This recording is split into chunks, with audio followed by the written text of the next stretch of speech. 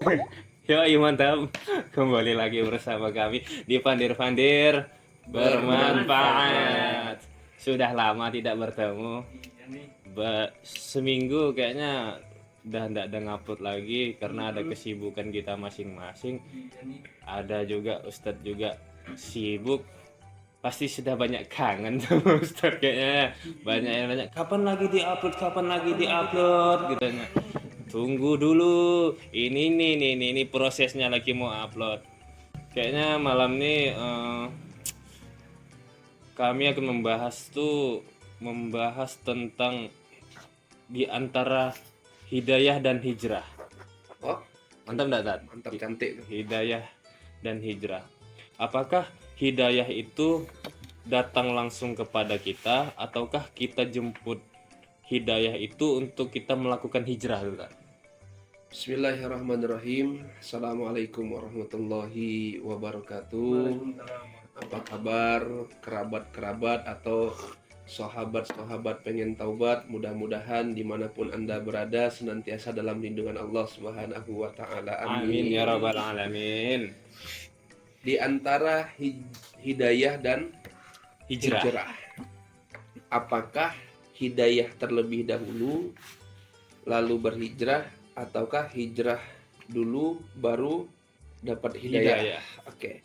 Ini sebenarnya menarik, apalagi dewasa ini kan banyak sekali orang-orang yang berbondong-bondong untuk kembali mengenal Islam lebih baik. Wah, sebenarnya ini suatu prestasi luar biasa untuk Islam.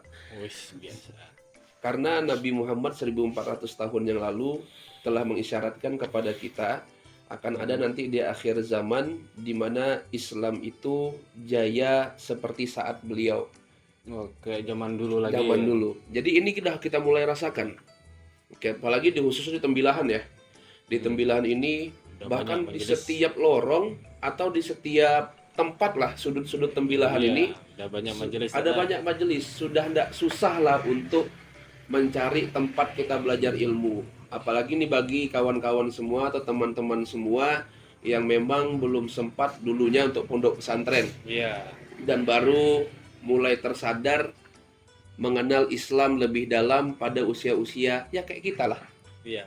Di Udah usia- berhijrah. Jadi bisa dikatakan pemuda hijrah atau sesuai dengan channel pengen taubat. Iya. Nah, Pengen tobat dong. jadi apakah hidayah terlebih dahulu atau hijrah terlebih dahulu? Terkadang itu kondisional. Jadi seperti ini kawan-kawan semua. Ketika ada detaan di hati kita, ketika contoh kita ambil saat azan saja. Ketika saat azan itu terdetak dalam hati kita, pengen menunaikan sholat. Nah, itu udah merupakan salah satu tanda sebenarnya dari Allah Subhanahu wa Ta'ala untuk Allah itu ingin kita melaksanakan apa yang merupakan panggilan Allah tersebut. Jadi sejatinya Allah itu selalu ingin dekat dengan hambanya itu. Iya. Selalu ingin dekat dengan hambanya itu, hingga tanda-tanda itu selalu Allah munculkan di kepribadian atau bahkan di setiap keadaan-keadaan umat atau hambanya gitu. Kalau orang sekarang bilang sirine Sirine. di dalam hati. Sirine di dalam Panggilan. hati. Lagi tengah-tengah enak ngobrol sama kawan, Allahu Akbar, otomatis hatinya pertama kali sholat yuk. Nah, Yang mungkin pertama tuh azan, diam dulu ya. Dia bisa tuh. kesadaran kan. Jadi ada mulai timbul kesadaran, azan, yuk berhentikan dulu aktivitas kita. Iya. Hingga azan selesai, barulah lanjut aktivitasnya. Padahal sebenarnya tanpa kita sadari, itu sirine. Nah, bahasanya sirine atau satu ketukan dari Allah. Allah itu memberi hidayah kepada kita. Yang kedua, kalau kita punya HP, Ya. pasti secara tidak sengaja itu nanti ada konten-konten entah dari Ustadz Hadi Hidayat lah yang ceramah, Iya. entah Ustadz Abdul Somad kah, entah Buya Yahya kah, apalagi yang marak sekarang ini Habib Umar. Iya. Nah, itu mau di TikTok, mau di Instagram, Mau di atau YouTube. platform sosial media lainnya, itu berhambur tuh atau bertebaran lah. Mau jalan mana lagi yang Mau- nggak ada masuk tuh, kan? Nah, jadi Allah itu tidak akan pernah menutup hidayah seseorang. Bahkan saking luar biasanya sayang Allah sama kita, di setiap harinya, di setiap waktunya, di setiap keadaannya, sirine itu selalu ada. Iya. Itu tanda bahwa Allah tuh rindu loh sama kita. Kita aja mampu memenuhi kerinduan dari orang yang kita sayang. Iya, masa yang di atas rindu kita Wah, tidak kan? itu dia. Bagaimana nih kaum pengen tobat ini tidak rindu kah kepada yang di Nah, atas gitu? jadi Nah, itu tanda-tanda Allah rindu. Entah Allah rindu seseorang itu dalam sujudnya yang luar biasa ikhlasnya bermunajat kepada Allah, setelah sholatnya dia mengadahkan tangan ke atas, atau setelah saat dia berdiri di hadapan sejadahnya dia melaksanakan sholat. Wah, itu ibarat seorang kekasih dipenuhi keinginannya sama yang terkasih. iya. Bahagia apa tidak? Nah, kayak gitu Allah. Allah bahagia betul kawan-kawan semua kalau misalkan kita ini memenuhi panggilannya. Kita ini mengindahkan apapun perintahnya. Oh, Allah tuh sangat bahagia sekali hal demikian. Makanya hidayah itu tidak akan pernah terlepas dari seseorang hamba, karena itu bukti sifat Ar-Rahman dan Ar-Rahimnya Allah. Jadi apakah hidayah itu penyambung kita untuk hijrah ya, Tat? Oh, bisa dikatakan demikian karena kenapa? Apalagi di usia kita ya, di usia yang ibaratnya sudah tidak remaja lagi, Iya, sudah tua. sudah tua ini. Bahkan Berkepala kayak tiga. gini, awal mulanya Gus Rian, Ada Gus. awal mulanya Gus Rian itu melek dengan satu keadaan, oh saya ini harus belajar agama. Itu kan sejatinya bahwa Allah yang menggerakkan hati kita dan akal pikiran kita. Yan, jemputlah agama itu lagi. Yan, pelajarilah agama itu lagi. Sudah sekian lama aku kasih sirine-sirine untuk engkau kembali kepadaku.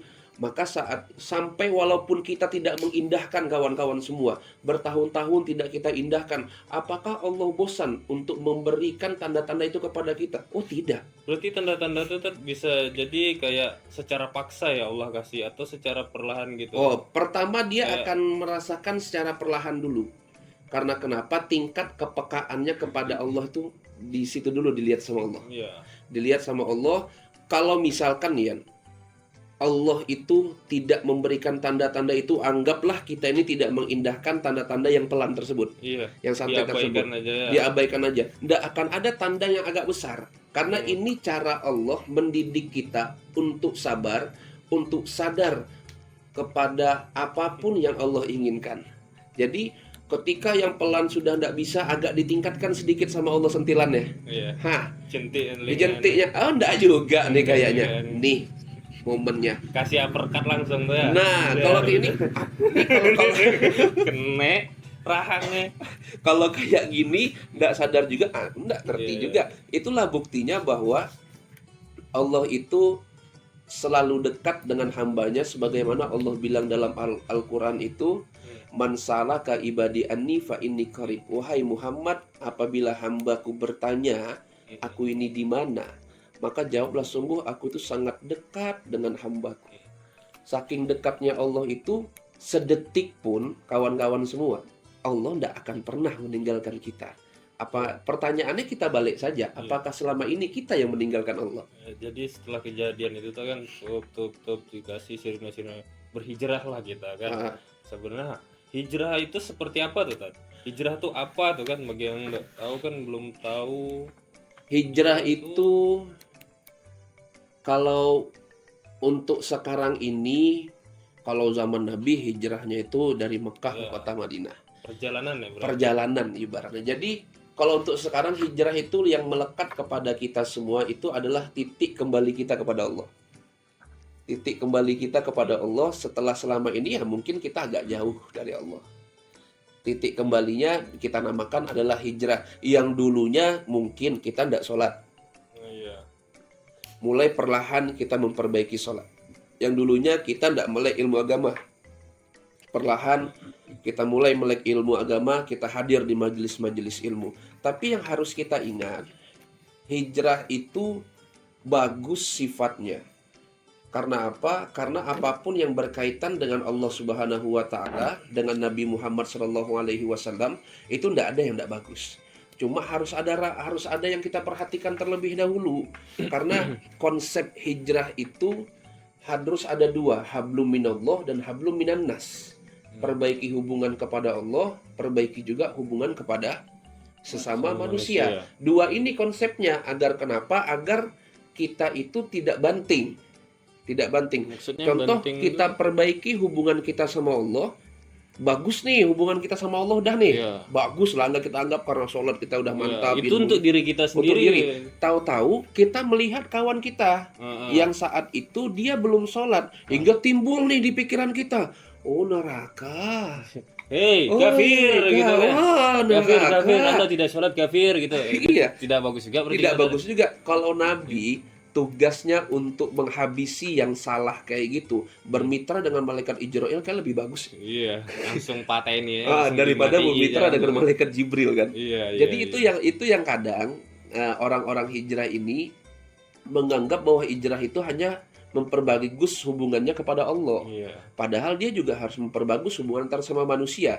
Misalkan kayak gini, Gus Rian. Ada udut ya, Cok. Ini nih. Jadi itu aja. Boleh ya sundut nih? Boleh dong. Iya. Biar Ada- makin nih, mantap. ada kopi, tidak ada rokok sama dengan rokok tidak ada kopi.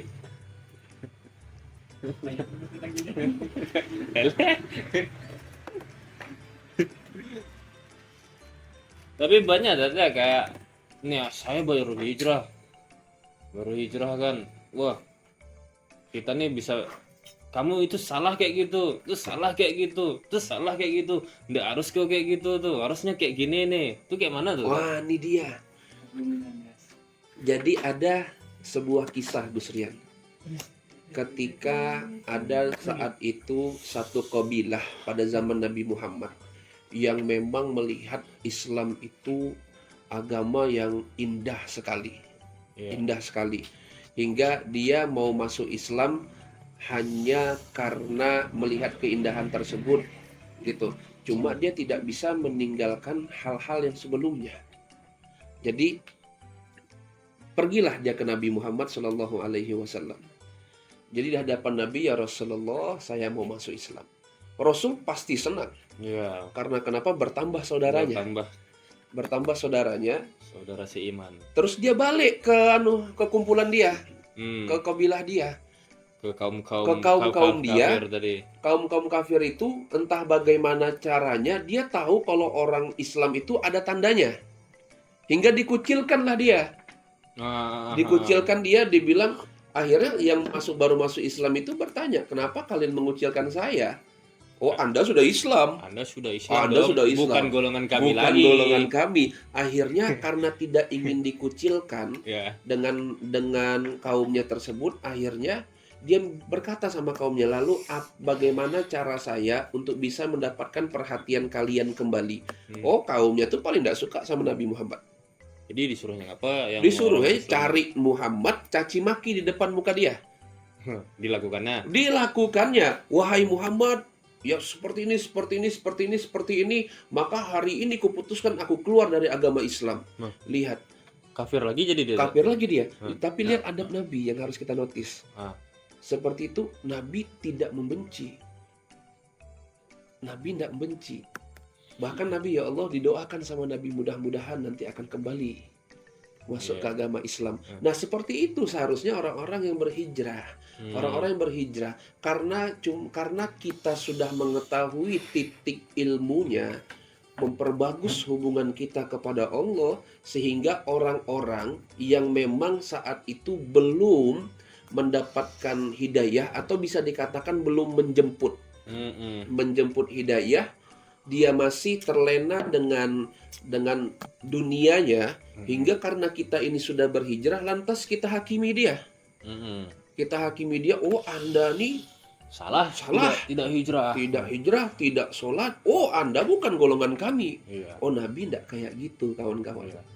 Tapi Nabi mendoakan. Kita Iya. melihat kawan-kawan kita yang belum melek dengan hidayah tersebut, Lebih bagus kata Rasulullah kita doakan saja. Karena doanya seorang muslim terhadap saudaranya semuslim itulah ijaban laha, tidak ada hijab yang menghalanginya, apalagi doa itu bagus. Jadi kita ini tidak punya kapasitas untuk menghakimi orang.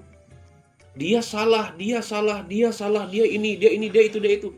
Hanya karena kita punya sekelumit sedikit saja keilmuan dari Allah. Kita baru masuk tuh kan, baru belajar sudah bisa menghakimi orang, sudah bisa menyalahkan Iya. orang. Tapi ada juga kejadian nih, Tat. Ini baru hijrah nih. Tapi teman-teman yang belum hijrah juga kan bilang, so alim anda ini, so alim. Tapi ada juga yang mau hijrah tapi malu nanti diajak sama yang lain. Kau berubah dari sekarang, alim dah. Bisa lagi Bung Gemi. Itu kayak mana tuh, Tas? Subhanallah, ya Allah, Masya Allah. Kadang yang seperti itu, disitulah pendidikan Allah berlaku sebenarnya. Allah lagi mendidik kita untuk lebih sabar. Allah ingin melapangkan hati kita, karena kenapa? Omongan-omongan orang tersebut sejatinya coba kita ambil dampak positifnya. Oh, kalau ada nih seorang ulama yang luar biasa, ketika mendapatkan omongan seperti itu dia jawabnya amin. Amin. Iya, langsung dijaminkan ya, karena didoakan jadi orang alim Bang, Iya, ya kan. karena So alim amin. kok amin. Amin katanya kan. Kenapa? Iya juga. Amin katanya. Maka itu lebih jadi ulama tersebut wah cerdas luar biasa. Iya. Putus kata langsung sebenarnya. Iya. Tapi disitulah karena kenapa bisa jadi omongannya yang demikian malah itu mendoakan, karena al-kalamu doa. Perkataan itu adalah doa. Jadi kalau kamu ini so alim, kau ini so alim baru sebentar, kau pergi majelis dah kayak gini ya. Udah so alim, tampilan kau udah berubah. Ya setidaknya kawan-kawan, dengan kita berpenampilan sebenarnya tidak ada yang salah dulu ya. Harus dulu nih, tidak ada yang salah dengan penampilan. Karena sejatinya Allah itu tidak melihat seseorang dari pakaiannya, dari parasnya, dari hartanya, tapi yang Allah lihat itu adalah dari hati dan amalnya. Cuma ulama tersebut menggambarkan seperti ini, ketika dia berpakaian bagus, berpakaian gamis lah, misalkan pakai namanya di sini bulang ya, yang imamah, yang melibat-libat di sini, imamah kalau bahasa kitanya, bulang kalau tidak salah bahasa Banjarnya, bulang. Jadi dia beranggapan bahwa saya seperti ini, kalau ada orang mengira saya so alim, mudah-mudahan saya jadi alim betulan. Iya. Karena kenapa? Karena pakaian yang saya gunakan. Nih ada sebuah kisah yang terjadi pada zaman Nabi Allah Musa yang dikejar Fir'aun. Ternyata di kelompok sebagian Fir'aun tersebut ada yang menggunakan peci haji. Peci haji yang bulat tersebut karena Nabi Allah Musa menggunakan peci tersebut. Iya. Ketika melewati yang sungai terbelah tersebut, Nabi Allah Musa sudah sampai ke sana, tertutup sungai itu kan. Iya. Ternyata kelompok yang menggunakan peci haji tersebut selamat. Karena gara-gara peci ada. Ya karena dia mengikuti stylenya Nabi Allah Musa. Diselamatkan lah dia. Diselamatkan sama Allah karena kenapa? Nah di sini letak poinnya gitu. Kita berharap dengan pakaian yang ibaratnya kata Allah tuh bilibasi takwa. Dengan pakaian yang takwa mudah-mudahan ini semakin menjadi salah satu support system kita atau salah satu mood booster lah.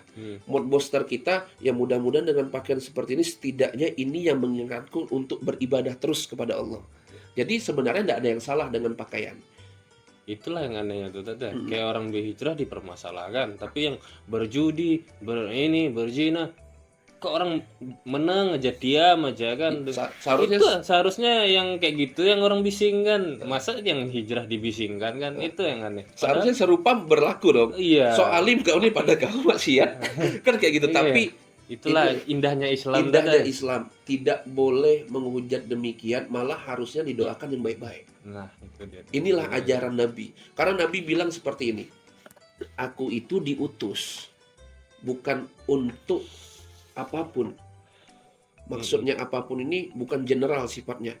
Tapi kata Rasulullah, innama bu'itsu liutammima makarimal akhlak. Bahwa aku ini diutus oleh Allah untuk memperbaiki akhlak.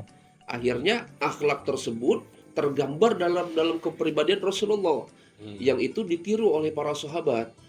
Nah, Sampai saat ini risalah akhlak tersebutlah yang kita gunakan hingga kita sudah hijrah. Anggap dulu kita sudah hijrah semuanya. Kita sudah hijrah sehingga melihat orang-orang yang belum hijrah atau yang belum menjemput hidayahnya, kita tidak alergi. Tidak alergi. Kita tidak alergi. Tidak gatal-gatal. Tidak gatal-gatal kita. Karena kenapa? Jadi gitu kawan-kawan. Hijrah itu harus ada dua sisi. Jadi perbagus hubunganmu kepada Allah, perbagus juga hubunganmu kepada sama manusia. Di antara kepada sesama manusia ini, jangan pula kita karena hanya punya sekelumit sedikit daripada ilmu, langsung kita menghakimi orang. Oh, enggak bisa kayak gitu. Yang harusnya kita mendoakan, bahkan lebih mantapnya lagi, kita tuh ta'muruna bil ma'ruf. Contoh kayak gini, ada kawan kita yang memang belum menjemput hidayah. Tiba waktu azan, ayo sholat. Oh, ajakan itu bernilai tinggi loh di sisi Allah. Ngajak orang sholat ya? Iya, bernilai tinggi loh di sisi Allah. Sisanya, oh nantilah dulu. Ya sudah, nggak usah dipaksa. Karena kenapa? Jangan sampai kita mencerminkan Islam tuh Islam yang keras. Iya, maksa Islam yang keras. Bahkan Allah bilang dalam Al-Quran itu, ya amalmu amalmu, amalku amalku. Tapi yang harus kita ingat, kita tidak boleh juga cuek dengan keadaan. Kalau kita cuek dengan keadaan, repot juga. Melihat kawan kita kayak gini, setidaknya adalah sedikit ajakan kita untuk menarik dia kepada jalan Allah, tapi dengan caranya, dengan cara kita sendiri. Berarti tidak salah lah kita tidak, walaupun kita tidak betul masih kelakuan, masih bolong-bolong, masih sholat ya, tapi kita tetap ngajak orang sholat itu tidak masalah. Oh, tidak masalah, justru itu bernilai tinggi loh sisi Allah. Bernilai tinggi karena kenapa? Kita mengajak orang untuk semakin dekat sama Allah. Oh, Allah sangat menghargai itu. Bahkan yang selanjutnya, jangan pernah merasa insecure. Untuk kawan-kawan yang belum menjemput hidayah, padahal sirine hidayah itu selalu datang kepada kita, jangan merasa insecure hingga insecure itu berbuah yang tidak bagus. Contoh seperti ini, aku udah mendarah daging, wak sifat kayak gini. Tidak ada yang kayak gitu. Ayah dari pabrik dah gini. Udah pabrik kayak gitu. Padahal kita lahir itu dalam keadaan suci, yang memang saat kita lahir tersebut luar biasa rahmat Allah. Di antara rahmat Allah apa? Orang tua kita bergembira. Di sekeliling kita bergembira atas kelahiran kita. Itu rahmat dari Allah. Jadi tidak ada. Kalau kemaksiatan yang mendarah daging dari kecil, repot kita besar. Iya. Repot kita besar. Jadi tidak ada kesempatan. Ya wes, neraka ada rangkai. Kalau dari kecil dah maksiat ada. Itu dia. Kan dosa aja dihitung pas udah balik. Udah balik. Itulah jadi harus. Jadi jangan merasa insecure. Selalu berdoa kepada Allah, ya Allah, kuatkan tekadku. Ya Allah, kuatkan aku untuk selalu berada di jalanmu. Nah, hal-hal yang seperti ini sebenarnya yang diinginkan sama Allah.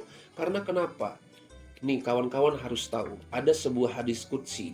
Hadis qudsi ini adalah kalam Allah. Cuma tidak tertulis dalam Al-Quran, akan tapi dibahasakan dengan sabda Nabi Muhammad SAW.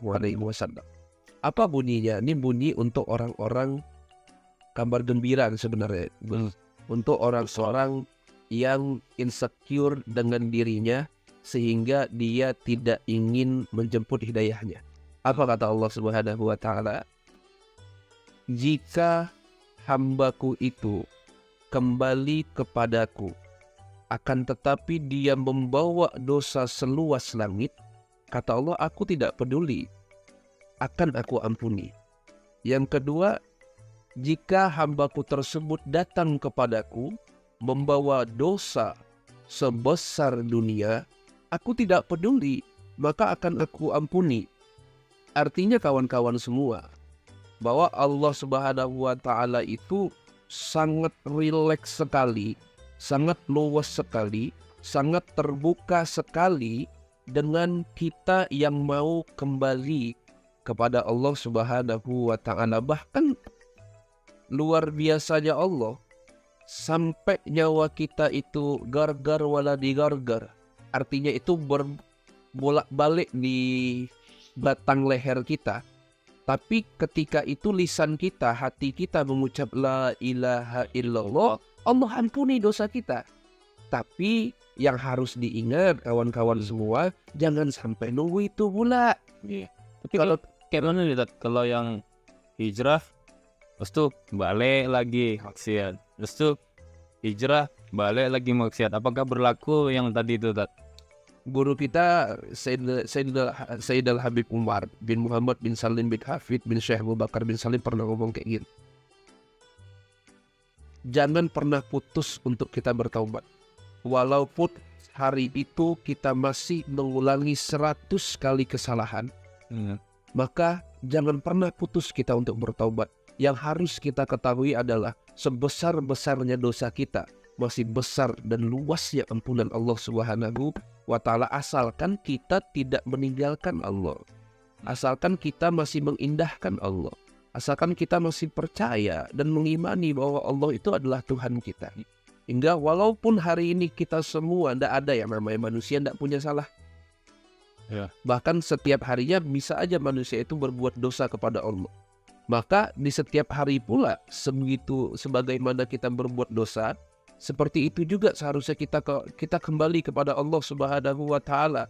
Karena Allah tidak pernah sedikit pun menutup pintu ampunannya untuk kita. Allah terima dengan lapang dada. Orang tua kita, ketika kita punya salah, kecewa, Kecewa. Tetap kecewa. tapi tetap kita dimaafkan dan dikasih sayangi kembali.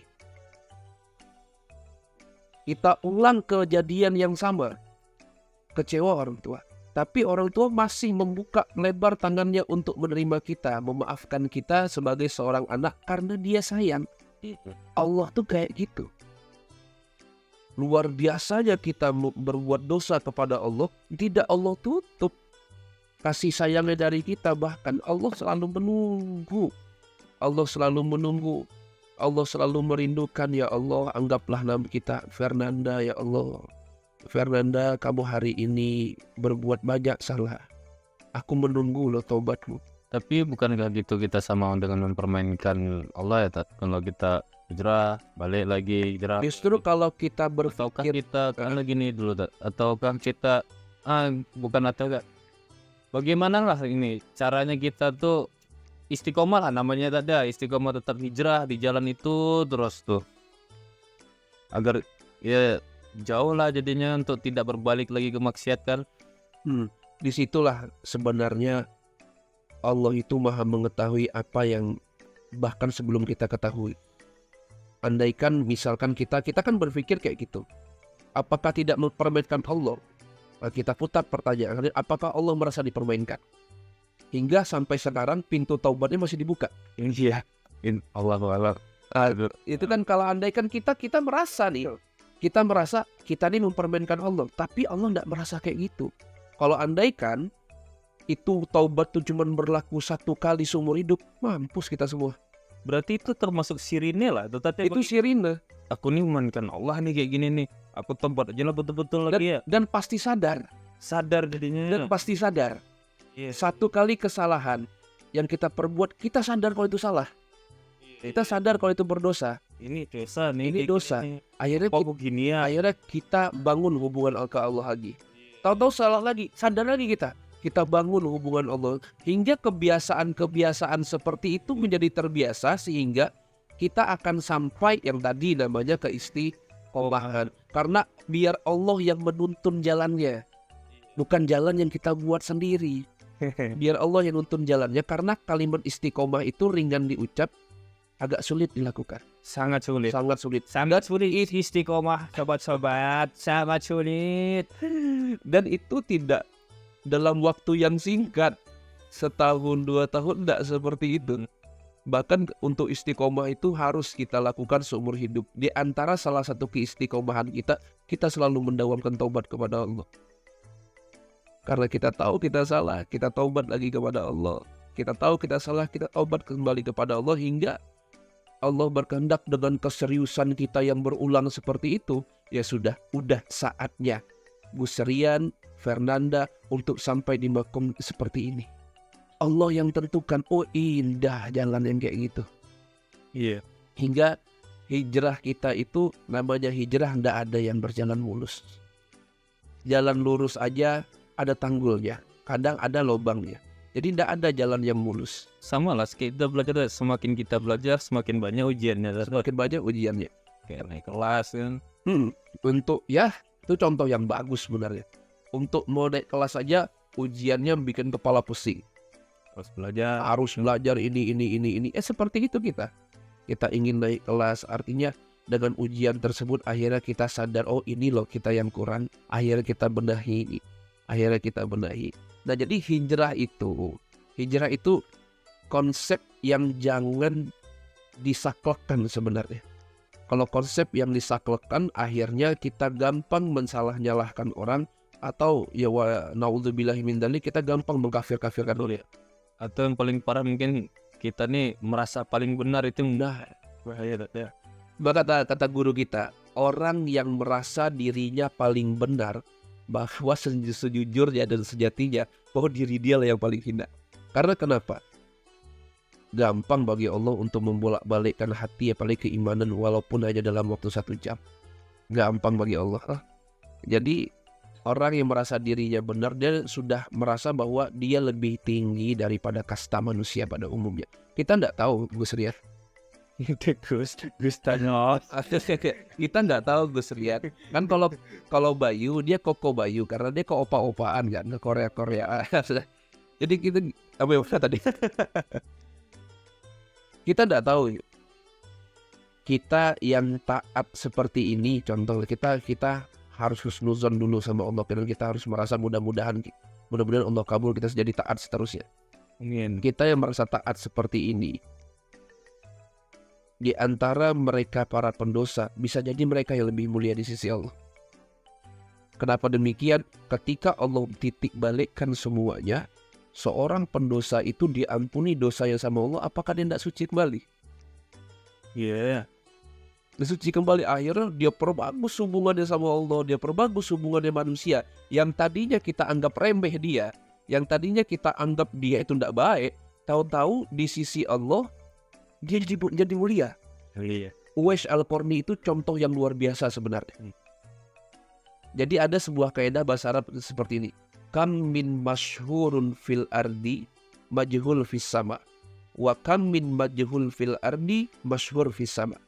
Jadi begitu banyak orang yang mulia di dunianya, yang terkenal di dunianya, tapi dia tidak terkenal di langit.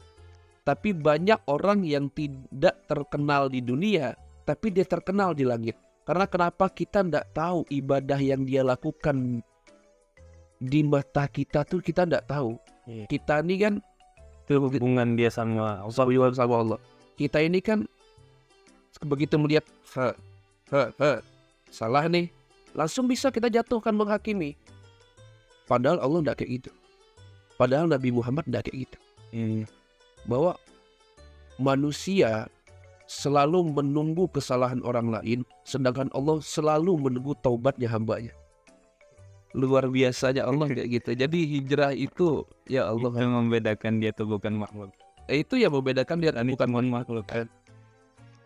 Makanya kawan-kawan yang sudah ada sinyal atau sirine hidayah di dalam dirinya, maka coba sekali aja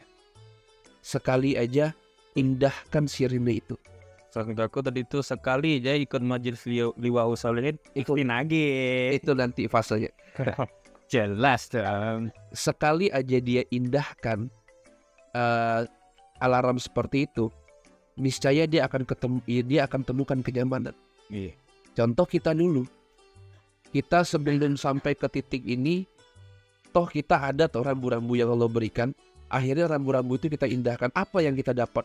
Tenang, nyaman, dan lain sebagainya. Sekali aja kawan-kawan indahkan.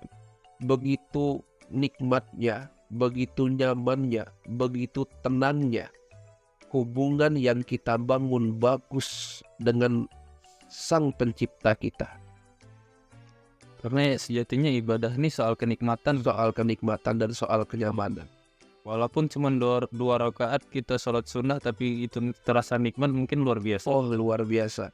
Itulah ya Allah. Kalau kita tahu apa makna dari hidayah, kalau kita tahu makna dari hijrah, mungkin kalau tabir hijab kita ini dibuka, mungkin dalam keadaan ngesot pun kita jemput kayak gitulah. Karena kenapa? Saking bertabur ampunan, bertabur rahmat yang Allah Subhanahu wa Ta'ala.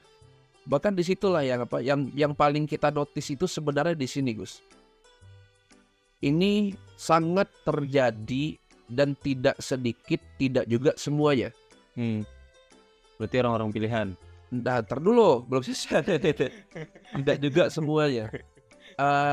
Ketika dia sudah memutuskan diri dia hijrah, hingga dia buta di sekelilingnya. Dia buta di sekelilingnya, maksudnya apa? Untuk para laki-laki. Ketika kita melihat saudara semuslim kita yang berkelamin laki-laki juga, dia melakukan kesalahan, biasanya orang-orang yang hijrahnya itu tidak berdasar, maksudnya tidak berdasar itu dia cuma sekedar ikut-ikutan tren. Ikut-ikutan tren, dia akan melihat orang yang berperilaku maksiat itu sebagai satu bentuk yang menjijikkan. Akhwat juga sama. Akhwat yang tadinya belum berkerudung, perempuan yang tadinya belum berkerudung, belum panjang lah kerudungnya, hingga dia melihat saudara semuslimahnya, saudari semuslimahnya itu tidak menggunakan kerudung, apa yang muncul dalam diri dia? Jijik dia melihat itu. Itu yang harus kita hindarkan. Karena kenapa? Hijrahlah kita. Karena kita mengindahkan hidayah Allah Subhanahu wa Ta'ala, sehingga dalam hijrah kita tersebut yang membimbing adalah Allah Subhanahu wa Ta'ala, yang pastinya kalau Allah Subhanahu wa Ta'ala yang membimbing kita akan ada di rel Nabi Muhammad sallallahu alaihi wasallam, sehingga kita tidak gampang alergi melihat orang-orang yang belum notabene-nya itu menjemput hidayah. Karena repot kalau misalkan kita alergi kan. Bahaya. Itu yang terjadi itu, sampai yang orang berhijrah tuh bisa sampai nyalakan orang segala macam kan, padahal intinya manusia tuh tidak bisa menghakimi orang kan. Yang pantas menghakimi itu kan memang yang di atas itu aja. Iya, yang pantas menghakimi yang di atas ya. Kita ini memang diberikan kapasitas menilai, tapi kita tidak diberikan kapasitas menghakimi. Iya. Nah seperti itu. Agar kenapa kita nilai tersebut, agar kita bisa andaikan sifat mengambil pelajaran dari orang tersebut, sehingga bisa membuat diri kita ini menjadi jauh lebih baik. Tapi kita tidak punya kapasitas untuk menghakimi orang. Nggak ada. Jadi ada sebuah kisah luar biasanya Rasulullah. Jadi ada salah seorang sahabat yang saat itu dia baru masuk agama Islam. Dan dia saat itu belum tahu bahwa hukuman atau yang tidak dibolehkan itu adalah jima saat puasa Ramadan siang hari. Sehingga dia cuma tahu kalau itu sekedar tidak boleh, tapi ganjaran-ganjarannya itu beliau belum tahu. Jadi beliau mengaku kepada Rasulullah, ya Rasulullah, saya membuat kesalahan. Apa kesalahan wahai saudaraku, wahai sahabatku? Saya berjima dengan istri saya pada siang hari di bulan suci Ramadan. Apakah Rasulullah langsung, oh dosa besar. Oh ini Anda, apa kata Rasulullah? Apa yang kamu punya dia? Ya Rasulullah, ketahuilah bahwa saya orang yang paling miskin di kota ini. Apa kata Rasulullah? Ini sebutir kurma. Bayarkan damnya dengan akifarat dengan ini, kasih makan anak istrimu. Kalau secara hukum itu kena kifarat, itu kena dia mengkodok sholat. Tapi karena keilmuannya belum sampai ke tahap itu, Rasulullah legowonya luar biasa, luasnya luar biasa. Agar kenapa? Agar Islam itu diterima dengan kelembutan. Faktor ketidaktahuan dia tadi. Nah, diterima dengan kelembutan. Inilah ajaran-ajaran guru-guru kita sebenarnya. Maka waktu sebelum anak ini pindah ke Tembilahan, Abah Yai Supriyadi itu sangat berpesan sama kita. Tolong, ketika nanti kamu berdakwah di tempat kelahiran kamu, jangan cerminkan Islam itu sebagai agama yang keras. Kalau bisa bawa sifat kelembutan ya Rasulullah. Dan itu yang kita pegang sampai saat ini.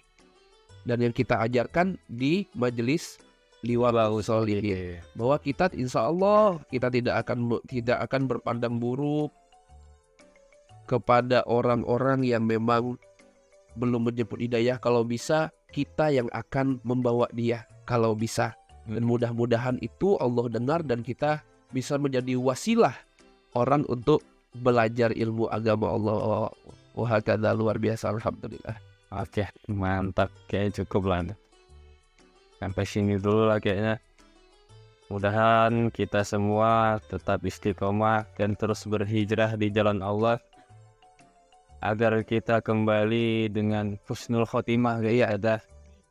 Amin ya Rasulullah. Di antara pesannya nih buat kawan-kawan sahabat pengen taubat, ketika Anda sudah mengindahkan hidayah yang muncul ke dalam diri Anda sehingga Anda memutuskan diri Anda untuk berhijrah kembali ke jalan Allah Subhanahu wa taala, pesannya apabila nanti kamu jatuh karena manusia maka bangkitlah karena Allah Subhanahu wa taala. Wallahu a'lam bishawab. Mantap sekali.